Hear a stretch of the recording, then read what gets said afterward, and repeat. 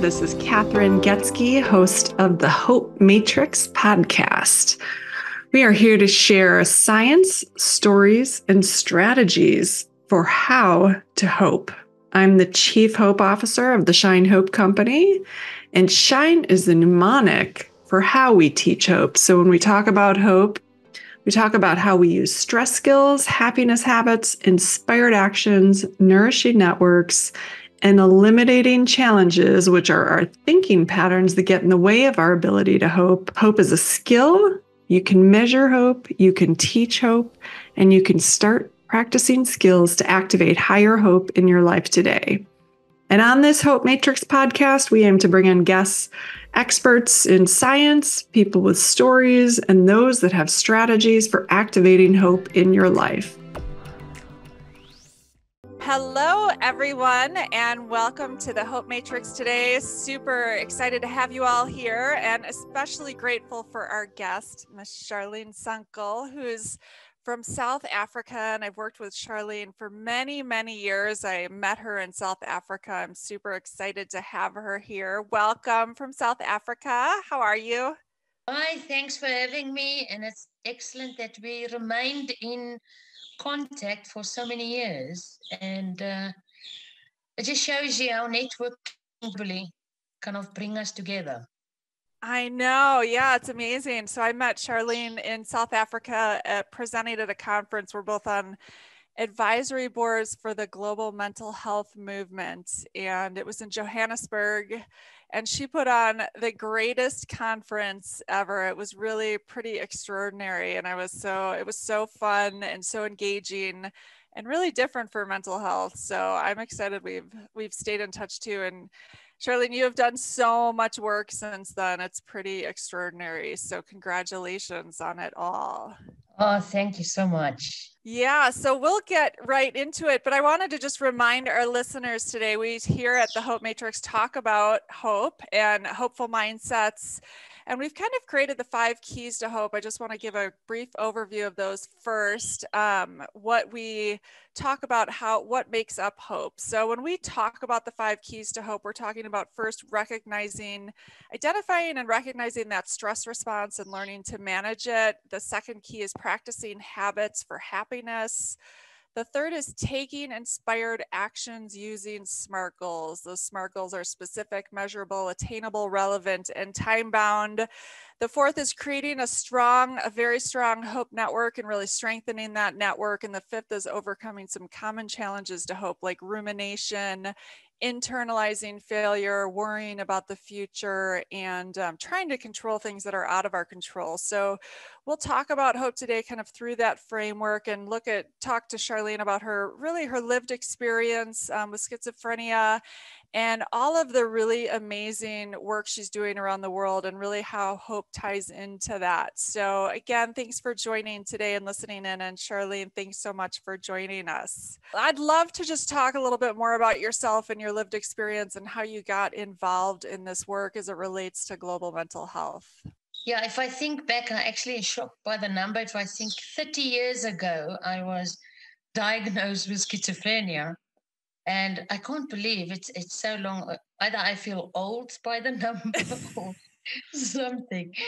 But that's kind of where my journey really started and kind of escalated to where I am today. So I think what really kind of bounced me out of my bad situation was I experienced a lot of abuse because I ended up in hospitals. Had a lot of involuntary admissions, and I came to realize about the gaps and the abuse and everything happening in the mental health system, and that wasn't really designed for recovery. You can imagine, so it was a long time ago, so it's a bit different. It's quite different now, especially with the abuse part. And I still remember everyone, including the psychiatrist that I had, said to me, okay, you will never be able to work ever again in your life, never be able to live on your own, never be able to manage your own funds. It was everything about what I would never be able to do. So thankfully, I did have a hidden rebel, hidden inside of me. So everybody that kept saying to me what I couldn't do, I decided I will do it. So it was kind of that determination that got me going. But I know at the time I was also given up to a certain degree. And I think I first realized I first need to work on myself. I need to get rid of all this negativity inside of me and kind of rather build on the positive aspects of everything. Of course, at the time I was like sleeping like 20 hours a day. So I literally only got up to eat or go to the bathroom or that, and I slept. And I said, obviously I can't get anywhere or change my life if that's the situation. So I came to kind of build small, attainable goals for myself. I forced myself to get up in the morning, even though at that time I lost my job, so I didn't have a job. I forced myself, I got up in the morning, I went and I walked around the block, just to get some exercises, to bring that element in. I went to buy a newspaper just to force myself to read at least 2 articles, was to stay up to date with what's happening in the world. And apart from that, is my concentration was also a bit bad reading a book, for example. So for me, it was good to read short articles. Then I did cleaning. I did something creative. I always been of a creative person. So from there on, it was torture, I must say, for a few months. And then I started volunteering in the mental health field because nobody would give me a job because of the stigma. Back then, nobody could imagine that someone with a mental health condition, especially schizophrenia, would ever be able to work. So I thought, okay, let's volunteer. And that way I'll be able to prove myself, my abilities. I did that for 2 years. And then someone, a provincially based organization, offered me a job. Of course, everybody said, don't bother taking it because you will never last more than 3 months. So I just had to take it. And I actually lasted 8 years. I worked 8 years for that organization where I did advocacy and human rights work. Then I moved on to a national organization. And in between, I got involved in international work. And I must stress that it was actually people who gave me opportunities and who believed in me. And that opened a lot of doors for me. So once I got into the international space, I decided, okay, we need some global advocacy, human rights and building, lived experience leadership, and so on. And that's how I ended up eventually establishing the Global Mental Health Peer Network. Wow, that is so extraordinary. I mean, if you knew Charlene, you wouldn't even think imagine that to be your story. And, you display so many of the skills as it relates to staying hopeful. I mean, when you think about hopelessness is a consequence of oppression, really. And hopelessness is that sense of despair, or that feeling of despair and sense of helplessness, and being told, when you given a diagnosis and then being told you will amount to nothing, is, the most blatant form, I think, of oppression. And talk about taking away an ability to have a future orientation, which is so key to hope. I can't imagine really what you experienced at that time and how far you've come, using all of the skills as it relates to hope, even when so much of the odds are against you. So I mean, if you had been to the conference that I attended with Charlene and have seen the work she's been doing around the world in global mental health, you would really be astounded. And I definitely encourage you to check out her story and her work, that we'll kind of get into. But gosh, you are such an example of hope, in so many ways, and not just talking about hope as a wish, but really taking the actions. When you say back to, the initial days, just getting up and walking around the block, and, I would imagine you were in a bit of despair at that time. You said it was really hard, and the feelings associated with that. And, we often run from our feelings, but that's really the first key to hope, is identifying and managing those stressful, that pain, that despair, that sense of just feeling bad about it, and really just getting and managing those, experiencing those emotions and kind of walking through them. And it was that kind of what you were doing at that time, do you think? Yes, definitely.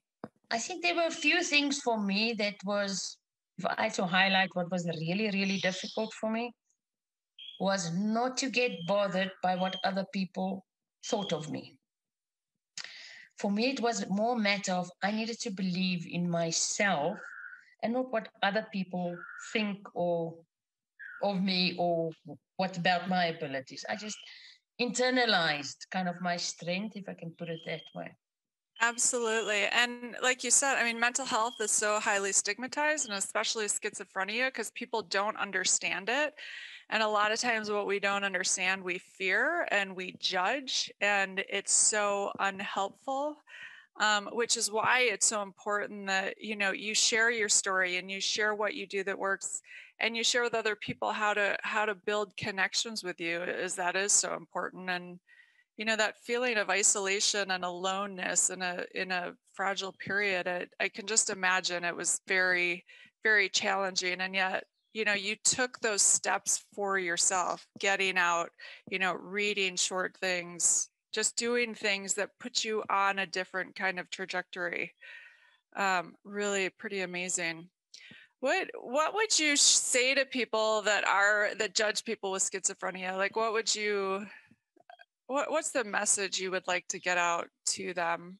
Yeah, I think probably the worst misperception around schizophrenia is that we are violent and aggressive and more prone to crime, which is absolutely not true. I think we sometimes are more prone to harm ourselves or to be victims of crime. I think that's a key message. And I think for me, what's important is how will people ever be able to get to kind of prove themselves or their abilities if nobody gives you an opportunity, if nobody believes that you are able to do this? Only then will you be able to show how capable you are. And I know a lot of people with schizophrenia who are very successful. I think your diagnosis or your psychosocial disability shouldn't be used to define who you are. That should just kind of be in the back, just a minor obstacle, I would say. But it shouldn't define who you are and what you are able to achieve. Absolutely. And when I talk about my own mental health diagnoses, I mean, there's the negative aspect of it, and then there's the positive. So there's the negative of anxiety, of depression, of PTSD, of ADHD. And there's also a lot of positives that come from it as well. And so I try to focus on those positives. What do you think are the positives of schizophrenia? Like, what has it brought you?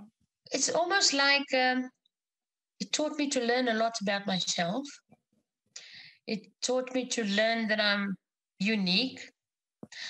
I know a lot of people often say, yeah, but we don't want to be different because being different is kind of stigmatizing. And I always tell them, it's actually boring to be like everybody else. So to be unique and different is actually very exciting. So that's how I kind of see myself. I don't want to be like anybody else. So for me, that is an important element. Yeah, I like that. And you're incredibly creative. I mean, when I went to your conference, one of the things I just loved about it is the diversity of types of talks you brought on people and art and creativity and spoken, poetry. And it was really, I think, what highlights the beauty of global mental health and mental health, our ability to be very creative. And there were scientists, but it wasn't just science, so there was a lot of different kind of aspects, which I really loved. So you definitely have a gift for creativity and bringing a lot of different types of people together. Yes, I thought with when I was organizing that, I think if we look at years back, what I kind of observed is all these conferences are so scientifically heavy, if I can put it that way, that you actually make it inaccessible to those who actually want to educate more about these issues. So it's nice to make it diverse. And the creativity specifically is when I was in hospital for months at a time. That is where I realized or noticed that so many people or the patients in the hospital was really creative. And only if you can use that creativity is one way of breaking down the stigma, because now you're showing the abilities, something that you would never have thought they could do. And yes, something, and also for them to see that they're not useless. They do. For me, everybody's got a talent. I don't care what you say, everybody's got a talent, whatever it is, even if it's growing a plant or painting or whatever. Everybody's got a talent. And I think that is what you need to build on. Yep, absolutely. Yeah, we have a passion map we do with kids in our hope work, and, identifying our passions and using that. And our talents can be used in a lot of different ways. And yeah, it's such an important part of hope. I wanted to ask you, so I think potentially a lot of the fears around schizophrenia is like when we trigger people and they react in ways that we're uncomfortable with or don't know how to deal with, we then get in our own fear response.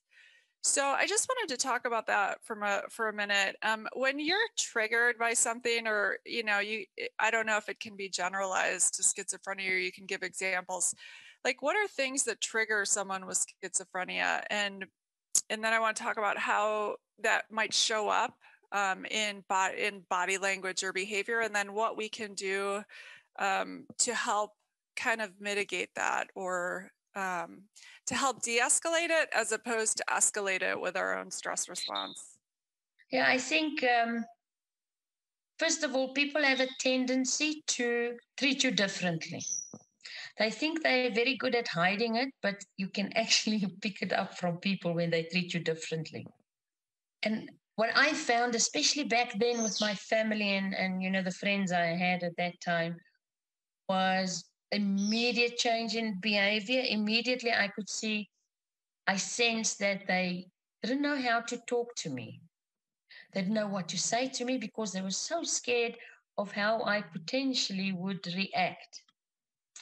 And all I wanted is, don't treat me any different than you did before. Treat me like any person. I'm not going to freak out or anything like that. Things that do trigger me is that do kind of had in the past and over the years maybe led me to kind of, how can I say, almost a relapse, stress. So I needed to manage and find ways to deal with the stress. That's probably my best trigger. I know also with medication, I've had a lot of experimentation with my medication. I think a lot of us did. Because you need to check if you really need it. So eventually I came to the realization, okay, I do need the medication. But sometimes you also find in terms of medication, people also treat you different, almost like they call it pill shaming, or, making you feel ashamed that you're using medication, psychiatric medication.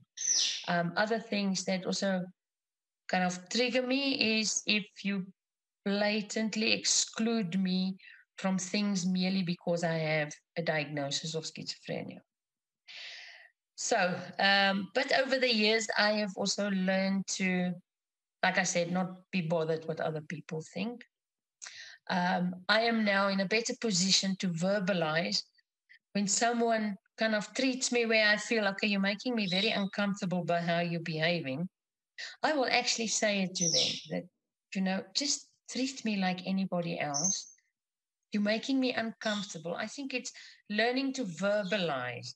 Sometimes it's not intentionally how people treat you, but eventually it becomes a communication gap, and it just makes things worse. If you're able to do that, and that also builds trust between people. So they also know, okay, now I won't trigger. If I want to say something that I'm not sure, just check. Will this trigger you? I'm going to say something now. The communication needs to be there. That is very important, that I find. Yeah. And how do the triggers like manifest physically?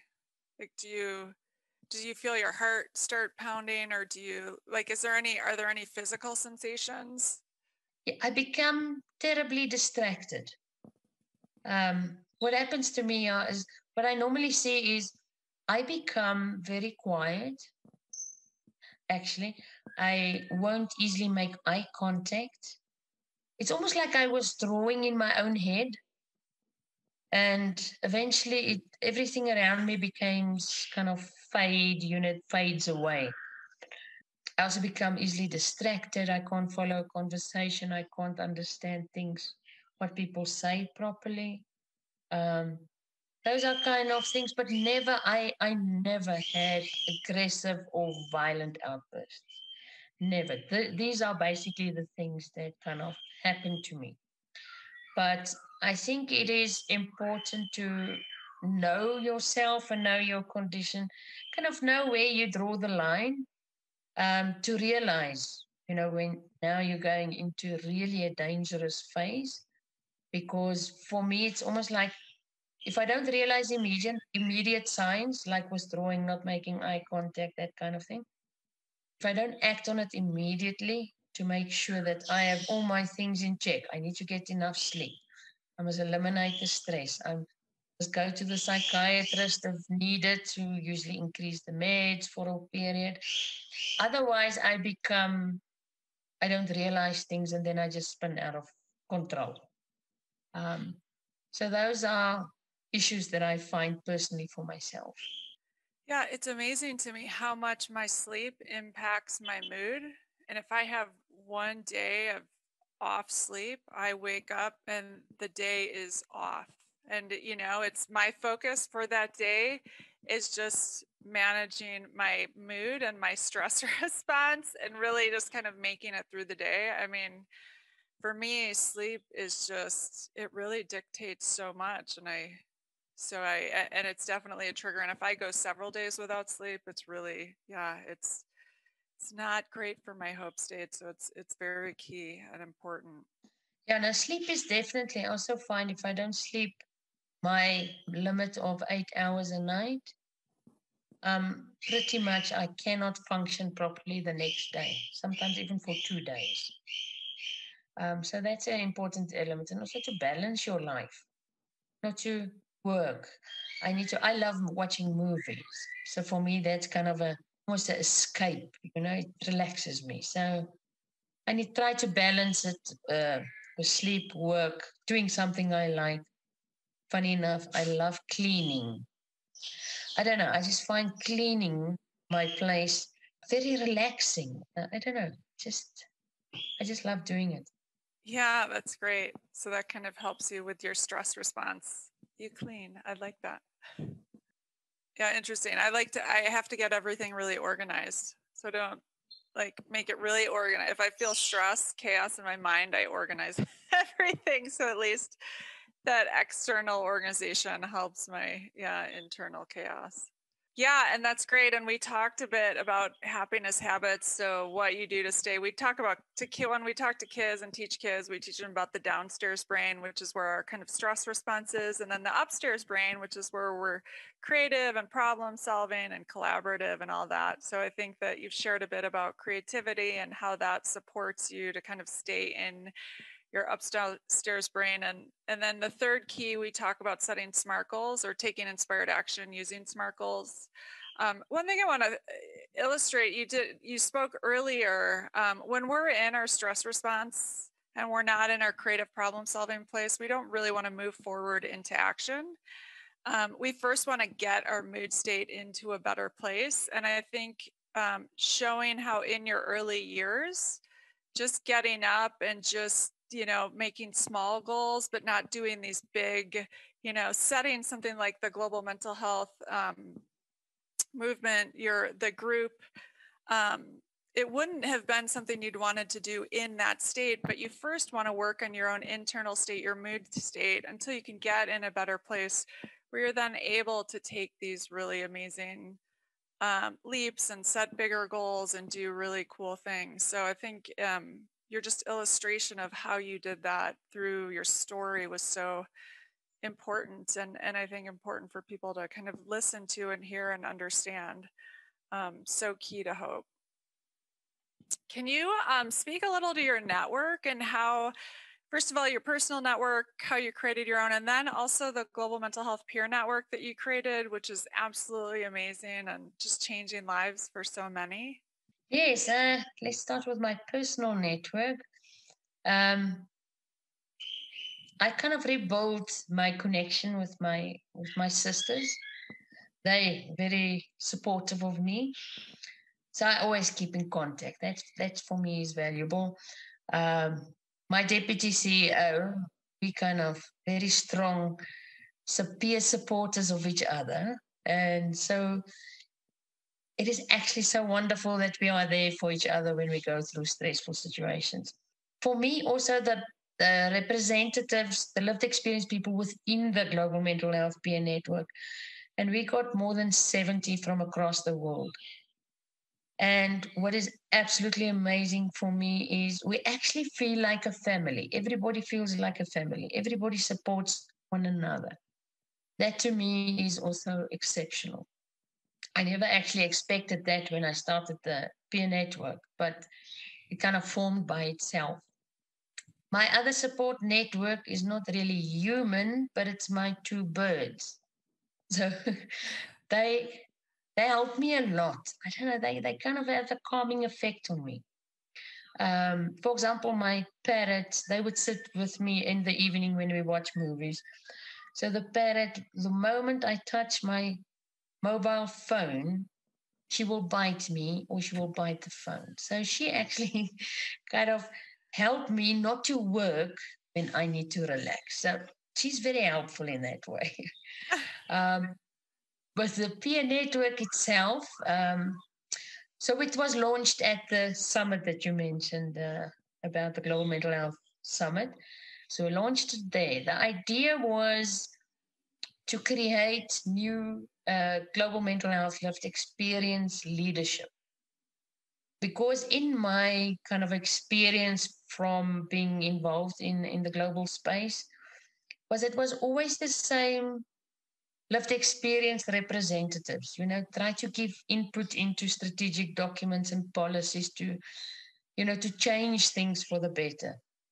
So for me, it was we are missing so many other voices, especially from low and middle income countries. So that's how I kind of got to peer network. But of course, there are obstacles in low and middle income countries like stigma and discrimination. There's still a lot of issues. People aren't comfortable to come out and say that I have a lived experience. So that is difficult. But I am quite surprised that the majority of our lived experience country representatives are actually from low and middle income country. So that was a total surprise. And for me, just to see, we're now currently standing, I think, on 35 countries that we are represented in at the moment. We appoint up to 5 people with lived experience to represent their country. And then we have a regional structure based on the World Health Organization's 6 world regions. So we got a regional lead and a deputy lead. So the regions kind of function kind of almost on their own. They come up with their own activities, their own focus areas. For example, Africa will, of course, focus a lot on addressing stigma issues because that is very rife in this region. So they will do stuff like that. I think for me, the most rewarding is to see how all of these guys actually grew, became empowered.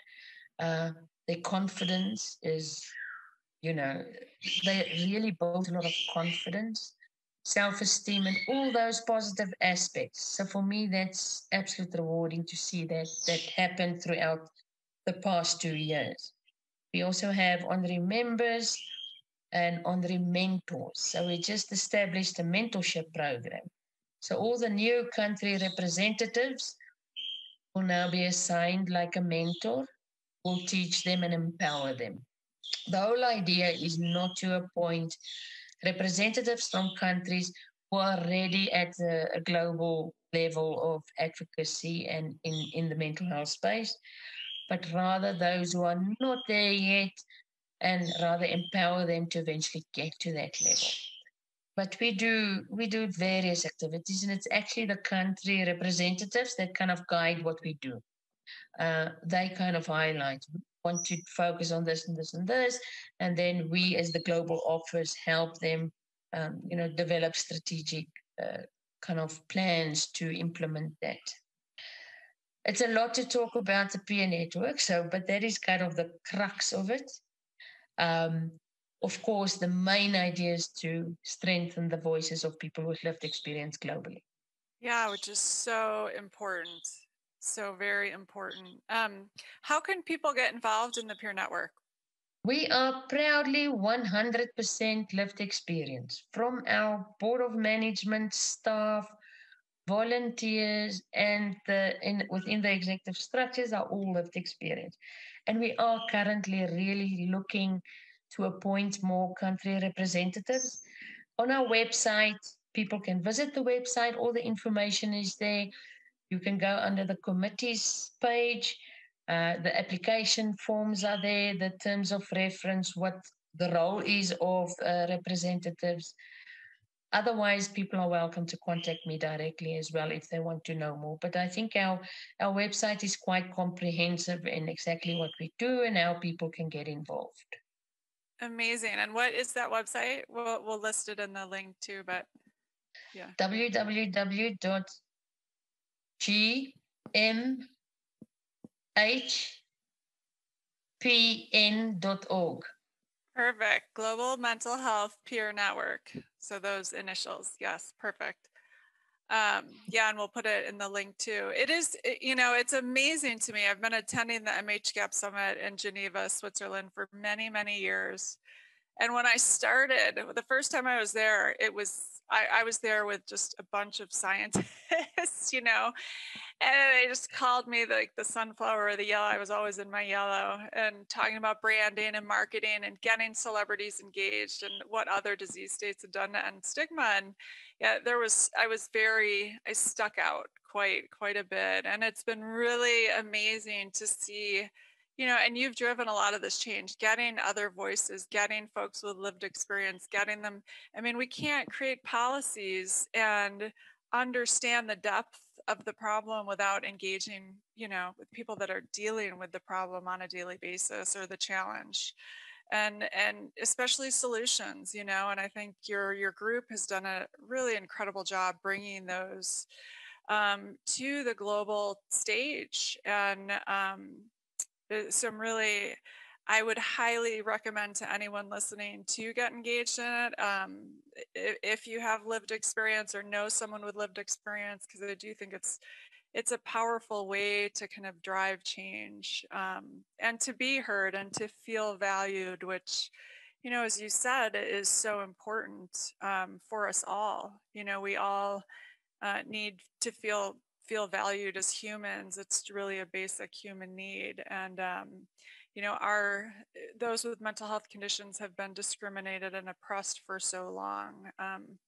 When I got engaged in the space too many years ago, I was astounded at what happens in Africa, throughout Africa, and the human rights abuses that are occurring. And some of the beliefs there that we now know through science aren't true. And so it's especially brave for you, being on the continent and in South Africa, to come out and to drive change. It takes a lot of courage and bravery. So I commend you for that as well. Very. Thank you very much. Yes, I think now that you mentioned also like the culture and issues in Africa, the Africa regional guys, they actually hosted a webinar on this specific topic. And that video is actually on our website as well. Oh, wonderful. Great. Yeah, you can check it out. That's amazing. So good. And we'll just kind of wrap up here. I think the fifth key to hope is really overcoming challenges to hope, common challenges to hope. And one thing we talk about is, A common challenge is trying to control the controllables. So I love that you talked early on about turning the news off, because when we surround ourselves with information and data that we can't control, it can often lead to a great sense of despair and helplessness, which are the two kind of components of hopelessness. Did you do that consciously? I mean, was that a conscious decision around the news? Yes, definitely, because I just couldn't. I felt very overwhelmed with COVID being when you go online, it's there. When you switch on the television, it's there, just everywhere. So I don't really know what's going on with COVID because I've kind of disconnected myself from it for my own mental health. Absolutely. Yeah, absolutely. Wonderful. Was there anything else you want to share with our listeners today while we have you? We're so lucky to have you, your time. Oh, thank you. It's always a pleasure to work with you in whatever capacity. But I think maybe to share a slight lesson, I think life is not always easy, but I think things do go wrong. And I think the positive side is to take the wrong and see what you learn from it and build something right, if that makes sense. Absolutely. Yes, I love that. Yeah, my greatest pains in life, when I've really kind of felt the pains, I've let them inform my passions. So, exactly. Yeah, and they've been fuel for change. So I love that. I love ending on that. It's beautiful. So wonderful. Well, again, listeners, Charlene Sunkel, and we'll put the link to her programs in the comments and in the about of the podcast. And really grateful to you listeners for getting engaged and learning more about the global mental health space and schizophrenia specifically and how it relates to hope. And we really hope it reaches those in need and gives you some practical tools that you can kind of implement and kind of maybe opens up your mind a bit to mental health. So thank you so much for listening today and wishing you all a blessed day. So thank you all for listening in to the Hope Matrix podcast. We want to shine a light that hope is teachable, hope is measurable and teachable, and provide you with actionable insights for how you can start activating hope in your life today, and provide a framework so you can start talking about hope with other people and practice these skills together, because we are better with hope. Please feel free to check out theshinehopecompany.com, where we list all of our resources around how to hope.